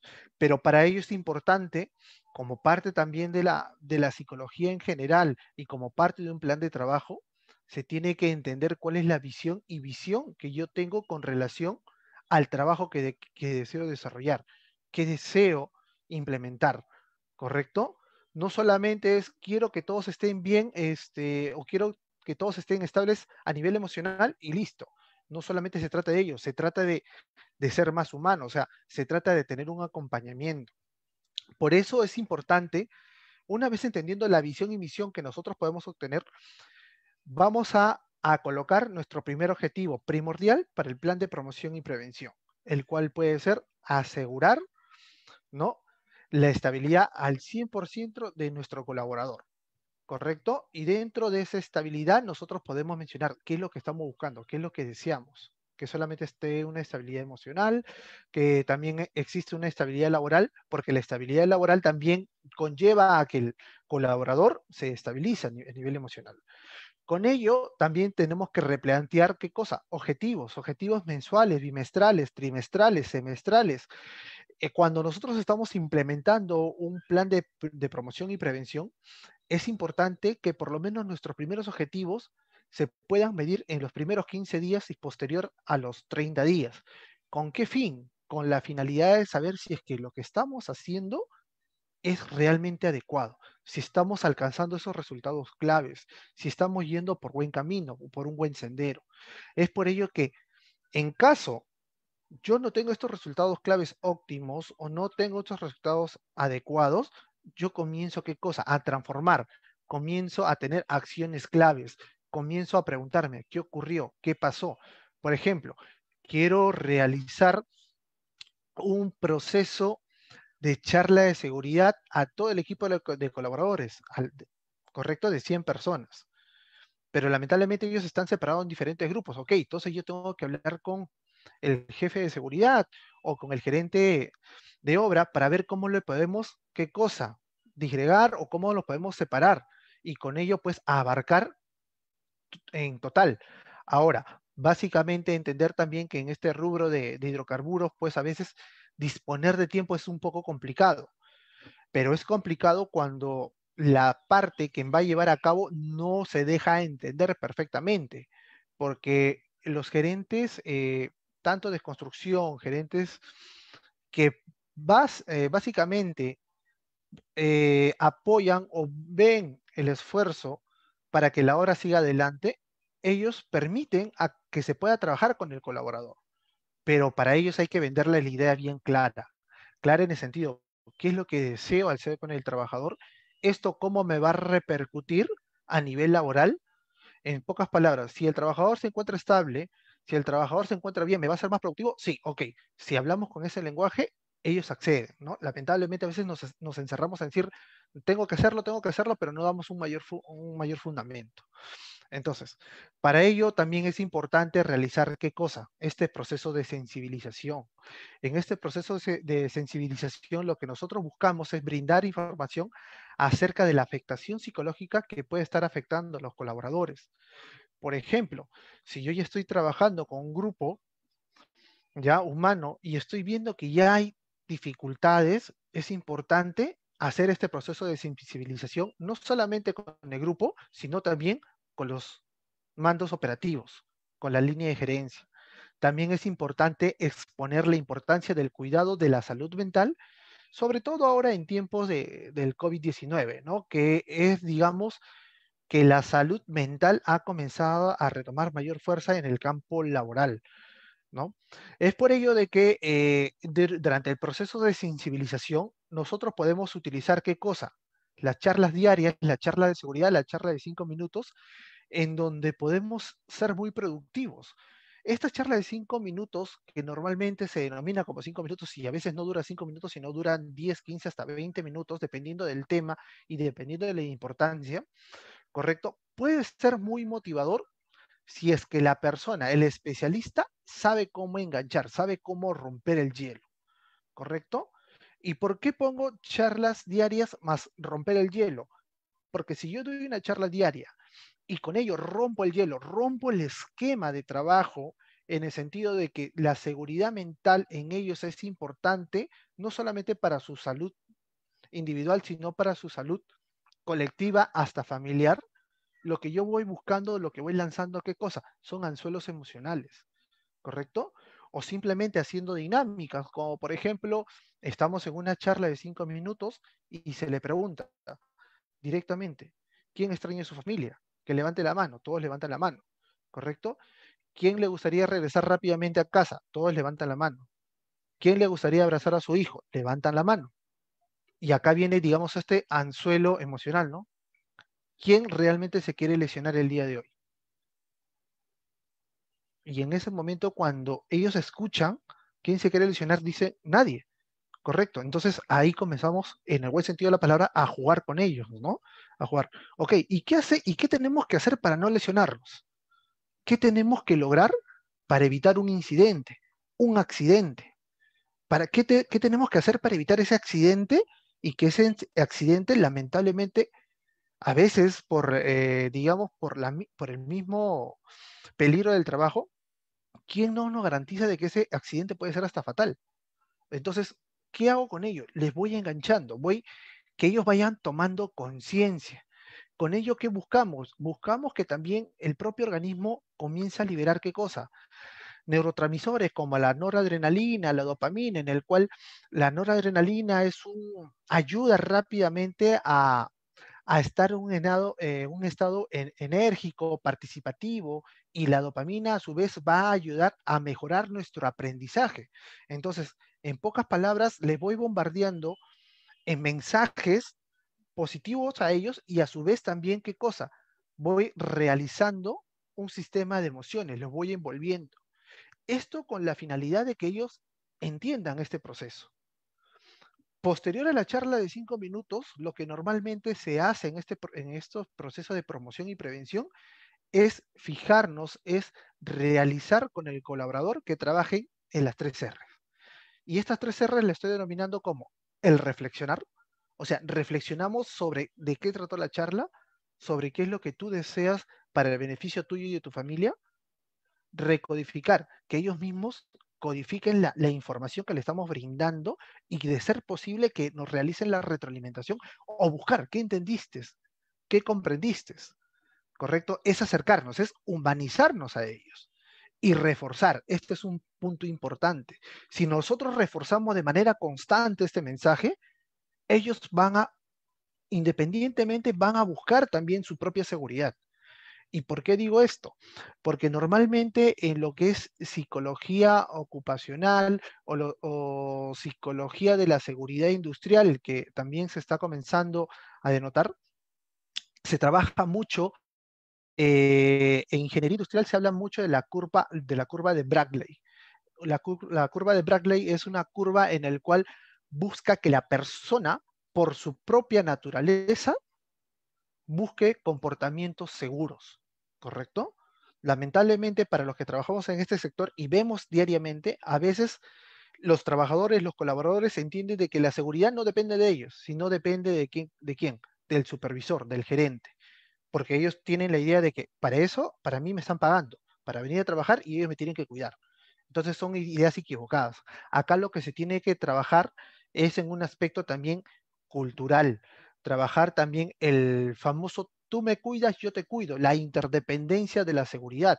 O sea, Yo como colaborador, yo como personal de piso, como worker o peón, como lo denominan en algunos sectores, yo también puedo cuidar ¿qué cosa? A mi ingeniero de seguridad, a mi capataz, puedo cuidar también a mi gerente, ¿correcto? Pero mucho va a depender también del mensaje de cómo yo transmito para que ellos también puedan darme a entender. E inclusive, esto del proceso de sensibilización se trabaja bastante en lo que es seguridad basada en el comportamiento, que es una técnica muy poderosa y muy buena si es que se sabe utilizar de forma adecuada. Lamentablemente, muchos colegas a veces creen que la seguridad basada en el comportamiento es hacer una modificación conductual y basta. Y no es eso, hay que ir más allá, investigar, ir a la causal inicial de qué originó realmente este comportamiento inseguro. Otro punto importante para poder lograr este programa de promoción y prevención de forma exitosa es trabajar con la línea de mando.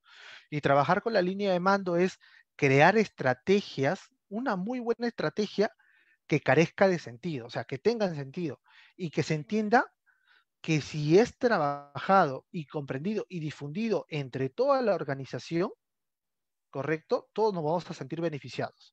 En pocas palabras, la idea principal dentro del trabajo con la línea de mando es que ellos comprendan los objetivos que se desean obtener en base al beneficio personal y con ello la seguridad que nosotros vamos a lograr dentro de una organización, ¿correcto? Con la línea de mando podemos trabajar, ¿qué cosa? Habilidades gerenciales, talleres de liderazgo, caminatas gerenciales y de mandos medios, caminata de salud. ¿Y cómo lo vamos a denominar? Puede sonar mucho, puede decir, oye, pero todo esto lo que nos estás poniendo en esquema es bastante. No es mucho realmente, es corto. Y estamos hablando de un plan que se puede proyectar de 15, 20 hasta 30 días y que vas a tener resultados posterior a los 15 días si es que realmente te involucras, ¿correcto? Habilidades gerenciales que se tienen que trabajar con la línea de mando, con los gerentes, con los jefes, con los capataces, es qué cosa. Número uno, la asertividad. Punto importante. Ponerme en la posición del otro, entender qué es lo que le está ocurriendo, generar empatía, sobre todo en estos tiempos del COVID-19. ¿Correcto? Yo recuerdo que cuando estaba llegando a un proyecto que recién estaba iniciando el proceso de asesoría, me encontré con una realidad muy cruda y quizás esto se replica bastante en el sector cuando no hay un buen uso, digamos, de la lógica. Me acuerdo de que llego a obra y veo a un colaborador desencajado, todo triste, afligido. Entonces, de la nada me acerco y le digo, ¿qué ocurre? ¿Qué pasó? Y me comenta de que él está muy apenado porque se había enterado de que su hermano hace poco le habían detectado cáncer y que a su vez le habían detectado que tenga COVID y que lo más probable es que él fallezca porque no estaba, digamos, fuerte anímicamente, no estaba fuerte a nivel de defensas. Entonces, él ya estaba afligido, él ya quería salir. Y lo único que teníamos de la parte, en el buen sentido, brusca de la contraparte es, oye, pero estás acá, ¿no? Estás trabajando, ¿cuál es el problema? O sea, vemos cómo la parte se va deshumanizando. Entonces, hay que ponernos en el lugar, hay que enseñarles. Y si saben, hay que volver a reenseñar para que ellos lo comiencen a tener como estrategia propia. También es otro punto importante, trabajar con la línea de mando, es qué cosa, la escucha activa, saber escuchar activamente. Acá hay un tema principal que cuando se hacen talleres de liderazgo, talleres con la línea de mando, es una pregunta sencilla y que algunos responden y a algunos les cuesta entender a veces. ¿Cuál es la diferencia entre escuchar y oír? A veces ellos como ingenieros piensan que es lo mismo, pero nosotros entendemos que es totalmente distinto. Escuchar es prestar atención, entender, comprender. Oír simplemente yo puedo estar oyendo lo que puede estar pasando a mi alrededor, pero no te presto atención.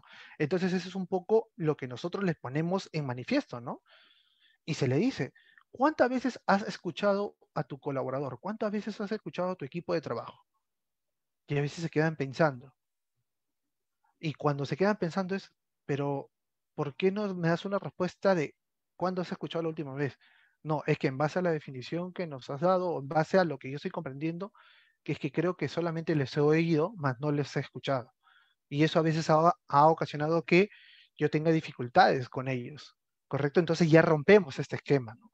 Y nuevamente, trabajar esta fase de humanización, que es la parte más importante para que la línea de gerencia, los líderes que trabajan, ya sean más humanos. Ojo, con esto no quiero decir que ellos son inhumanos, no, sino por el mismo trabajo arduo y duro que ellos mismos desarrollan, a veces esto se va, entre comillas, olvidando, ¿correcto? Porque el trabajo en sí del personal del sector de hidrocarburos, de minería, es muy pesado, es demasiada presión. Imagínense levantarse a las 5 de la mañana, 5:30, tomar desayuno, un cuarto para las 6 está pasando la movilidad para llevarte al punto de trabajo y comienzas a trabajar, 6 de la mañana. De ahí almuerzas al mediodía, una hora, a la 1 ya estás de regreso, sigues trabajando. Viene la movilidad plan 5 o 6 de la tarde y te vas a tu cuarto. O sea, simplemente es un tema de qué es lo que estoy haciendo. Con este tema del COVID, inclusive, si antes habían actividades que ayudaban a romper, digamos, esta rutina de trabajo, ahora es un poco más complicado. Antes se compartía, antes por lo menos se tenía, digamos, un espacio y se hacían actividades. Ahora es por el tema mismo del contagio, es que manejamos el 1,5 metros de distancia y se ha complicado, ¿correcto? Ante ello ya nosotros hemos creado nuevas herramientas, como por ejemplo, dentro de una organización, lo que tuvimos la facilidad es que la empresa pudo invertir, digamos, en equipos de videojuegos, por ejemplo, y a cada trabajador dentro de su cuarto se le da un videojuego. Y ellos simplemente perdían, digamos, en el buen sentido, la noción del tiempo ahí, se distraían. A otros se le habilitaba el internet para que puedan llamar a sus familias. O sea, no se le cobraba el servicio. O sea, cuando me refiero a no se le cobraba es que normalmente, ¿qué hace el colaborador? Yo utilizo mis datos para comunicarme con mi familia. Nosotros como organización, ¿qué hacíamos? Simplemente te dábamos toda la cobertura para que tú te puedas comunicar. Les dábamos radios, le dábamos televisores con la finalidad de que ellos se distraigan. O simplemente también le dábamos los famosos ranchos mejorados para que ellos también sientan de que el trabajo que están realizando también es productivo y tienen recompensas, no solamente monetarias, sino también para su propio organismo. Talleres de liderazgo, importante, trabajar inteligencia emocional con el equipo de la línea de mando, trabajo en equipo, comprender realmente qué es un trabajo en equipo. No solamente entender que el trabajo en equipo es el que manda y el que dice esto tienes que hacer, no, es generar sinergia dentro del equipo de trabajo, ¿correcto? Y trabajar también en base a la identificación del FODA y del MACA, ¿no? Este FODA, que es el acrónimo de las fortalezas, oportunidades, debilidades y amenazas, y el MACA, que básicamente es el proceso de mantener nuestras fortalezas, aprovechar nuestras oportunidades, corregir nuestras debilidades y poder afrontar nuestras amenazas, ¿no? Esto, si le damos a entender al equipo de línea de mando, ellos se van a sentir, ¿qué cosas? Empoderados. Y al sentirse empoderados, ellos también van a generar esta sinergia con su equipo de trabajo. Otro punto principal que vemos también es generar caminatas gerenciales y caminatas con mandos medios. Con ellos que vamos a desarrollar el famoso y importante desarrollo de liderazgo visible. No hay mejor punto de partida, entender y comprender de que tu líder está contigo, que tu líder no solamente está en el escritorio, como ellos coloquialmente dicen, yo quiero que mi gerente venga acá y se ensucie el zapato como también yo me ensucio. O sea, si ellos ven que el gerente también se compromete, apoya, está constantemente verificando, ellos también se van a sentir motivados y sienten que también el trabajo es de manera conjunta. A través de estas caminatas gerenciales también lo que buscamos desarrollar son estas habilidades comunicativas, ¿correcto? Si nosotros ya hemos empleado, ya lo hemos capacitado en asertividad, empatía, en la escucha activa, podemos dar también a entender qué cosa, que ellos pongan en práctica todo ello. Y sobre todo, el desarrollar el escucha activo. Y por último, relacionados a la línea de mando, la caminata de salud también es importante. En las caminatas de salud, básicamente, el líder que conlleva el plan de promoción y prevención de la salud mental, que es el psicólogo ocupacional, el psicólogo de salud ocupacional, tiene que estar presente. ¿Y por qué digo esto? Porque normalmente hay a veces una mala costumbre de que está el psicólogo y dice, no, yo voy a mandar a otra persona que lo haga. Y la otra persona a veces no sabe ni cómo responder. Por eso es importante primar y estar presente. Y si nosotros contamos con un personal médico que hoy en día existe por el tema de la pandemia de COVID-19, también invitarlo a participar, porque con ellos a veces salen preguntas relacionadas al COVID. Y ellos nos pueden también dar soporte operativo, nos pueden dar un soporte técnico.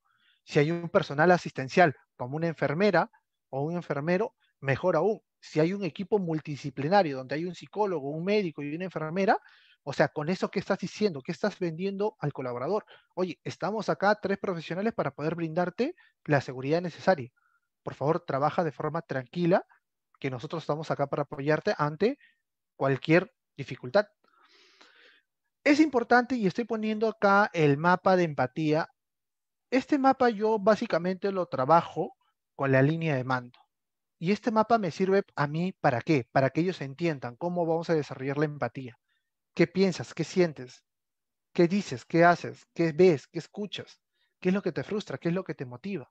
Trabajamos primero en ellos y trabajamos después en base a equipos de trabajo. El aprendizaje como proceso.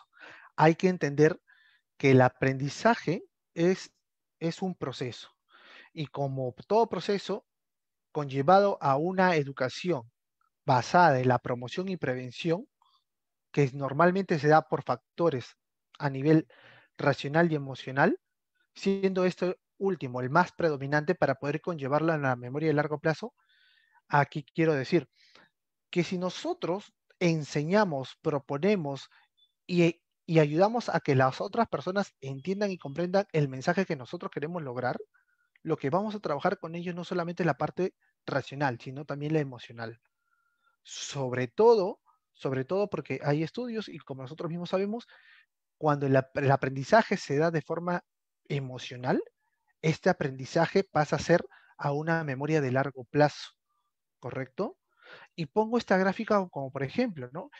En esta época de incertidumbre nos hemos dado cuenta que la gestión de emociones es fundamental para no entrar en estados de ansiedad o estrés.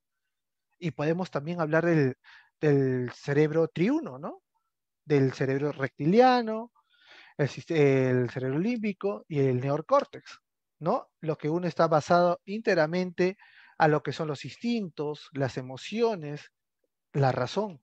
Y con ello, ¿qué generamos? La memoria como proceso sensorial que nos ayuda a facilitar las memorias de corto y largo plazo.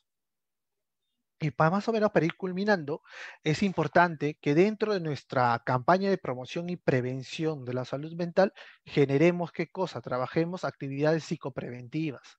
Actividades psicopreventivas el cual nos van a permitir adoptar actividades en que nos van a ayudar a concientizar al equipo de colaboradores. Así como esta actividad psicopreventiva nos permite crear qué cosa, conductas preventivas frente a la pandemia del COVID-19. Por ejemplo, acá tengo 5 ejemplos que normalmente se está trabajando. Normalmente, a ver, cuando a veces, anteriormente, cuando se compraba los diarios, normalmente a veces uno iba a la última página y comenzaba a jugar en la sopa de letras, el crucigramas, el pupiletras. Nosotros, ¿qué hemos hecho con este crucigrama? Nosotros le hemos adaptado el crucigrama de la salud, lo hemos denominado. ¿Y qué es el crucigrama de la salud? Por ejemplo, sentimiento en el cual uno se siente triste, abatido, es conocido como, y le ponemos ahí, que ellos mismos pongan la palabra, depresión. Sentirse tembloroso, sentirse, digamos, asustados, con temblores en las manos y sudoración en manos, es síntomas de, o son signos de ansiedad. Entonces ellos mismos van identificando. ¿Y qué vamos trabajando con ellos? Vamos trabajando este proceso de aprendizaje y ellos van adquiriendo, digamos, significados propios. Generamos también un póker de la salud. El póker de la salud básicamente son cartas que se elaboran y en estas cartas básicamente se denominan o se pone, ¿no? El día de hoy te toca hacer con tu compañero de trabajo, respetando el 1,5 metros de distancia, una pausa activa. Entonces, entre ellos mismos participan. El día de hoy nos vas a comentar cómo podemos identificar el estrés. Y ellos mismos lo manifiestan. ¿Y qué estamos haciendo con ellos? Estamos haciendo una educación y también estamos, ¿qué? Previniendo. porque inclusive ellos van aprendiendo, ¿correcto? Otra herramienta muy importante que hoy día también se está utilizando es el Nico Calendar, que es un aplicativo que básicamente es un registro conductual, un registro de emociones, y el cual me permite saber qué miembro de mi equipo de trabajo está pasando por dificultades. Normalmente después de la charla de 5 minutos se le dice, sales una pregunta directamente básica. El día de hoy, ¿cómo has amanecido? ¿Triste, alegre o neutro? Indiferente. Dinos con un color. Verde, amarillo o rojo. No, y ellos dicen, no, hoy día estoy amarillo. No, hoy día estoy verde. Hoy día estoy rojo. ¿Correcto? Entonces, ¿qué hago? Ya hago un seguimiento más que directo. ¿Correcto? Y cuando tenemos, digamos, gran cantidad de caritas rojas, por así decirlo, puntos rojos, vamos y los buscamos. ¿Qué pasa? ¿Qué ocurre? Y solo poco a poco van, ¿qué cosa? Hablando, van diciendo, tengo problemas en casa, tengo dificultades, yo ya no puedo más con este tipo de trabajo, me estoy agotando, me siento que me estoy alejando bastante de mi familia. O sea, ya que estamos haciendo, estamos humanizando, estamos nuevamente creando estrategias de promoción y prevención del cuidado de la salud mental. Otras técnicas que se utilizan son pausas activas que nos permiten desarrollar qué cosas, técnicas de relajación o respiración. Acá lo que también podemos utilizar es el famoso ejercicio de respiración, tomar aire, inflar los pulmones, contener, exhalar. Podemos hacer un poco de yoga, estiramientos, partes importantes para que ellos, o sea, sientan, o sea, tengan esa sensación corporal, porque ha pasado también colaboradores que dicen, siento que estoy trabajando, pero ya no siento mis manos. Y es como un proceso de, ¿qué me está ocurriendo? ¿No? Entonces, es esto, el contacto. Otra técnica que también se trabaja bastante es mindfulness, que es hacer un alto a veces en la actividad para poder, ¿qué cosa? Ver nuevamente, replantear qué está pasando, replantear todo lo que está ocurriendo para poder tener mejores herramientas de trabajo. Y por último, para ir ya culminando, cuando hablaba de utilización de pruebas y de baterías psicológicas, esto es muy importante entender que las baterías psicológicas nos van a ayudar bastante si es que nosotros lo sabemos utilizar de manera responsable y entendemos para qué nos va a servir, ¿correcto? Cuando damos inicio al proceso de evaluación o levantamiento de información psicológica, debemos de comprender de que por lo menos el colaborador debe estar debidamente informado y concientizado de qué es lo que se va a realizar. Porque sí ha pasado, y he visto algunos colegas que ni bien llegan al primer día, el segundo día, y están, hacen un tamizaje total a todos. Y el colaborador dice, ¿y para qué sirve? ¿Qué es la finalidad? No entiendo. ¿Qué me van a hacer? Entonces, no es hacerlos sentir como bichos raros. Hoy en día se está utilizando, como bien lo ha mencionado el doctor Carlos, ¿no? El SRQ 18, que es una herramienta que ha facilitado el Ministerio de Salud dentro de su protocolo del COVID para poder hacer esta medición rápida de emociones. Y por último, hay que entender, para ir concluyendo, que se debe comprender que un proceso de promoción y prevención no solamente se basa en la medición de un grupo de colaboradores. Como profesionales de la salud y como parte humanizada que nosotros somos, tenemos que entender que el comportamiento humano es complejo, pero con ello es importante sentirnos escuchados para poder generar estos cambios, por más complejos que sean. Por eso nos vamos a quedar con esta última frase, que dice, la necesidad de escuchar y sentir que somos escuchados es la seguridad de sentirnos entendidos. Parte importante, mensaje clave y es un boom, realmente. Tú otórgale 5 minutos a tu colaborador. Este colaborador, en el buen sentido, se vuelve tu hincha. Se va a sentir valorado. Te vas a decir, oye, gracias por escucharme. Y eso a veces es lo que falta dentro del sector hidrocarburos, minería y todo ello. Entonces, con ello estoy finalizando mi ponencia. Agradezco nuevamente al colegio. No sé si tuvieran alguna pregunta o el moderador nos indica. Gracias.